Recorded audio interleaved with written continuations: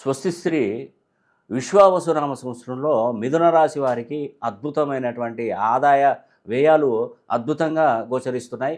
గురువు వ్యయస్థానంలో ఉన్నాడు. ఇప్పుడు ప్రజెంట్ శని దశమ స్థానంలో, రాహు కూడా దశమంలో, కేతు చతుర్థ స్థానంలో ఉన్నారు. ఈ సంవత్సరం మిథున రాశి వారికి ఆదాయం 14, వ్యయం 2, రాజపూజ్యం 4, అవమానం 3గా ఉంది. మరి మిథున రాశి వారికి ఇక్కడ వ్యయంలో గురువు ఉన్నాడు. గుర్తుపెట్టుకోండి, ఈ సంవత్సరం అంటే దాదాపుగా 2024 సంవత్సరం కూడా చాలా వరకు నష్టాలు, ఆర్థిక ఇబ్బందులు, ఫ్యామిలీ డిస్టర్బెన్సు ఎక్కువగా కలిగి ఉంటాయి మిథున రాశి వారికి. సో ఈ యొక్క మిథున రాశి వారికి అద్భుతమైనటువంటి రాజయోగం పట్టబోతుంది. అదే మే 15. ఈ మే 15వ తారీఖున గురువు, మరి వ్యయంలో ఉన్నటువంటి గురువు జన్మస్థానమైనటువంటి జన్మస్థలంలో అంటే మిథున రాశిలోకి ప్రవేశించబోతున్నాడు. గురుడు ఎప్పుడైతే మిథున రాశిలోకి ప్రవేశిస్తాడో అప్పుడు మనకు సరస్వతి నదికి పుష్కరాలు స్టార్ట్ అవుతాయి. అంటే వీరికి మనకు